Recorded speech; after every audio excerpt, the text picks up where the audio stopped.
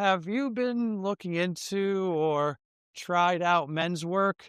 And while you liked the idea in theory and the benefits it offered made sense, but at the same time, something felt off, well, you're not alone. Only I think I have an idea why that is, and I'm going to tell you. To start off, I should give you my background and how I tried out men's work. There was this men's work group that started in Orange County, and it was really local, and they were just doing men's circles. Then they started doing bigger events, and I actually went to their second one, so it was still pretty new, at least when it got on that level, and they were expanding fast. They went from, like, that local circle to the bigger events, to sacred men's retreats within around a year, and it was really good. Really, really good. They had multiple simultaneous events going on throughout the day and evening. Some were more like classes, others were really physical, and they were top notch. They had some amazing instructors and facilitators, and at night they'd have either ecstatic dances or sound baths or cacao ceremonies. So, I mean, as an experience itself, it was great. What was amazing was it introduced me to a lot of important topics on consciousness and healing. When I was still relatively new on my healing journey, I was just a little under 2 years in at that point. They had classes on tantric polarity, which delved into how to have healthy relations between the masculine and feminine, which might sound funny, but a lot of us really weren't taught. So they came off as relatively new concepts to men who weren't taught this stuff growing up. There was a great class on sacred sexuality with a focus on men's health, especially sexual health. And it was really cool because there was a group of guys who could ask questions, which would normally seem funny or inappropriate. But here was a divine masculine answering these questions that they really normally don't give you answers for. How to have conscious lovemaking. And this was just a touch of it. They also had many others. There was one on how men can heal shame. And then it got into more of the physical ones like ice baths, which were usually in the morning, and wrestling. It was, which was cool. It was done in a way where it wasn't competitive. You were supporting each other as brothers. And even if you lost, you still got lifted up and supported. There was this one cool event on creating your own reality, which got into how powerful we really are. But the scheduled session that was mind-blowing for me was something called shadow work. And they did a type called Gestalt shadow work. I don't think I had heard of that type, at least before that. I know shadow work, the term, is bandied about in the healing communities, and everyone seems to have a different definition of what it is. Some people say it's just sitting with your darker and more unpleasant thoughts and noticing the not so the aspects of yourself you might not be so proud of and just accepting them. And that's true. I mean, that is part of it. But this was on another level. Like, you basically got out in front of this circle of guys, probably around 10 to 15 per group. And you could just say what they would call, just throw out what's hot for you. And if there was something bothering you, whether it was recent or some unhealed trauma from the past, you could you could bring it up. And a lot of the times it would bring up emotions. For me, when I got out there, I cried, which could turn to yelling. And sometimes afterwards, I felt so good, I would laugh. And it was an amazing feeling because there was a time in my life where I went about 10 years where I did cry. I didn't measure it exactly, and it could have even been more, but I was blocked up. It was it was really bad. The first time I cried was in a breathwork session in my healing journey. The second and third time were in shadow work sessions on sacred med retreats. There was something cathartic being witnessed and supported like that and having such a powerful release. The strange thing for me at the time was being able to do it in front of a group, in front of that many others. Crying was hard for me to do alone, to grieve, let alone in front of a strange circle of men. So that alone really made me think, wow, how did I do this? But for some reason, that setting is really conducive to releasing pent up emotions, things that haven't been healed, letting that anger, the shame, the betrayal, emotions like that, and feelings like that, letting them come up and go out. And when I was growing up, if a guy did that, he would have been laughed at or made fun of. But here, the guys are so supportive. They're cheering it on at the right moments or just offering other gestures of support. It could range from hugs or even sometimes the facilitators would step out from the sides of the circle and, for lack of a better term, basically role play. Like if the person had issues with their father, they would step in as their father, and it went on. Like it could change. It was very amazing to witness because I had never seen anything like this before that, and it was effective. And after that long weekend, I was just like, wow, there's really something to this.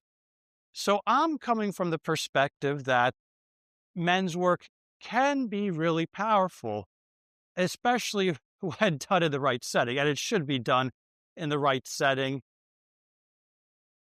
After I came back from that, I actually went to their third large group event. And then a couple years later, I returned for an even larger one of their group events. But after their third one, I actually went to some more local chapters of men's groups that were around the LA County area. There were some newer ones that were popping up because they were just starting to get popular and word was getting out about them. One was the shadow work weekend. And again, I had a powerful emotional release. It was harder for some of the other guys to do it. Luckily, I had done it in a bigger group, so I was ready. And then there was another weekend where they covered the archetypes, which was very interesting. And from what I remember, they covered one in particular. And it was going to be a series, but I think it evolved before they covered the rest of the archetypes. Don't quote me on that, but I only got to participate in one of those weekends that focused on that area. I thought it was an incredible experience as well in its own way, because there are a lot of introspective moments where we would analyze how we interacted with other men, what we were missing from our interactions with other men, how we didn't get the best role models of men while we were growing up. And we really got to test ourselves and try to try these exercises where we were put in situations we wouldn't normally be in. It was really insightful to see what would come up. So my first year at trying men's work, it was an all-around good experience. It was really necessary for what I needed at that time because I'm sure I had a wounded masculinity. I didn't have a great example of what a man really was growing up in a family. And what's shown in TV and movies is ridiculous. In one of those retreats, a facilitator said, you're more likely to see a man kill someone in a TV show or movie than you are to see them cry. If you counted up each of them, the, the killing would certainly far outweigh when you see a man being vulnerable on a TV show or in a movie. And that does kind of twist our perception of what masculinity really is. So that was great right there. At the same time, at some of these, something would feel missing because after all this, I was like, wow, this is the ticket. This is what I want to get involved in. I want to be able to facilitate this. I want to bring this to other men. This is the way we're going to heal. But whenever I would look into the facilitator training programs, it would never pan out. Either something just didn't sit right with me or things didn't work out. And when that happens, even though at the time I didn't necessarily think like that, I'm usually being protected from something or being kept from something for my long-term benefit. Flash forward to the next year, and it was 2020, and we know what broke out then. And then a lot of these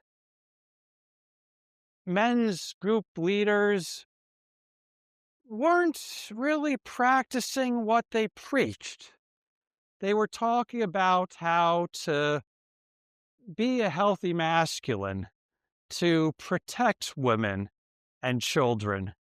But then when it came time to put into play what you talked about in a container, not many of them did it. A lot were very silent or just going along. It was really strange to see that. And I'm trying to think how much do I want to say here because it's going to not just ruffle some feathers, but I know so many people have so many different views of it. But I'll say this, that here was a time where the government was mandating families to do certain things. And rather than speak up or fight for their freedom, I was seeing them comply. Or at the very best, just not saying anything, just try to keep cashing in on their men's retreats. For instance, I had invited one of these men's leaders onto my podcast because I just started that the following year. And he seemed kind of scared. I'm like, okay, You're nervous about going out in this? Oh, okay. And the other one, like, completely went along with it. It was very, he had moved all his meds work online and he wasn't going to leave to be safe. So, like, all right. Then the like bigger group, they were getting kind of, well, no, not the main ones, like the founders, but some of the people involved on a lower level were getting political, just spouting mainstream political activism, which was very strange because at the time it had a very divisive message. When I think of a healthy masculine, I think the best example is the warrior poet.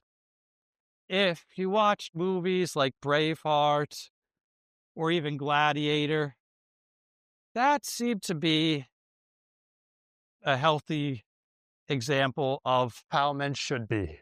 They could step in their warrior mode when they needed to defend their village or their wives or their children. But at the same time, they also had a sensitive side to them. They were creative and could express emotions to their families and hold space for their families when they were expressing emotions. It was really a beautiful thing. And while, I, I loved those films at the time when I was younger, I didn't even consider as deeply as I do now that aspect of them. But the problem is these meds groups, these meds retreats, the guys leading them, when push comes to shove, aren't like that. It got even worse. One of the founders of that, what became a bigger international men's group and men's leadership training facilitation, one of their few main founders had a fallout near the beginning of 2024. All these accusations came out about him, and it's on the internet. That's not for me to weigh in, at least not in this video. What was bad about it, I mean they were bad. But what was made it worse is the way the organization handled it.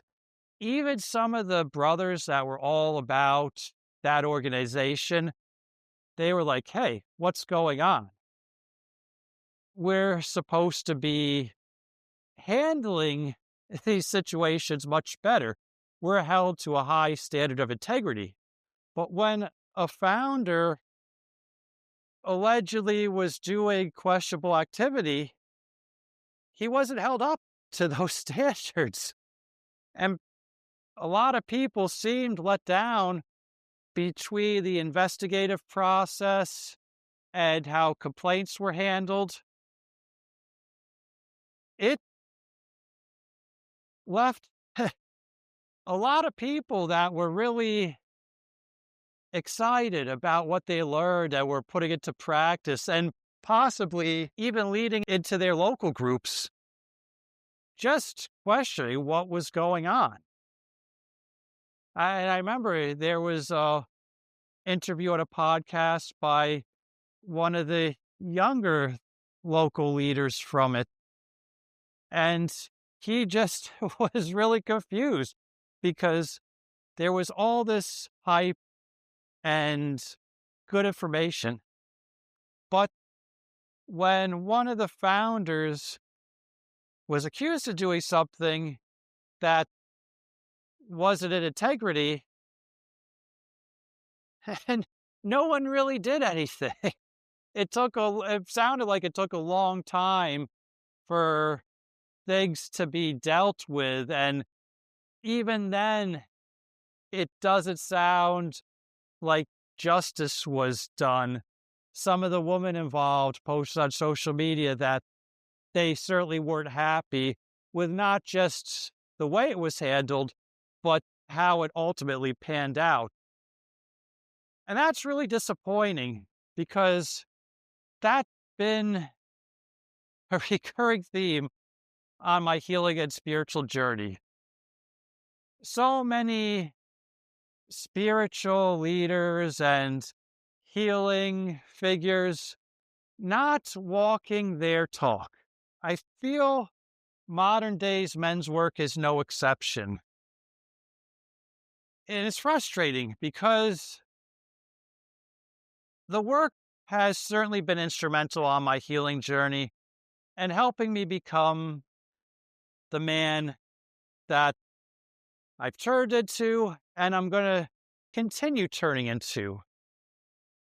At the same time, there's so many of the people teaching and facilitating men's work that aren't living by the code that they're telling other guys to. That's a big flaw because if you're teaching people to be in integrity and you're not in integrity, it's hard to take anything else they say seriously because everything else they've said will come into question. And just like that young guy who started reflecting on everything else that he had picked up in his work he had done with them, because he was figuring, man, if this wasn't real, what about everything else? That he just started having to scrutinize and go back and analyze every detail. It's an unfortunate situation. I've been there. I know how it is. And since I was somewhat involved in that group, even if early on, I asked some of those same questions myself. Now, if you're someone who's getting called to start doing men's work, or you've already begun and you want to go deeper, by all means, that's great. I'm all for it. But just be discerning. At the same time, if something feels off, trust your gut instinct. And remember, you can learn information from someone without idealizing them. Just remember, we're all humans. And if there's inconsistencies with the policies for the people that are attending the events and the people running them, that is a big red flag. If you're trying to navigate the men's work scene and are having trouble or could use assistance, I am offering coaching. I recommend checking out the link below to apply to see if we'd be a good fit.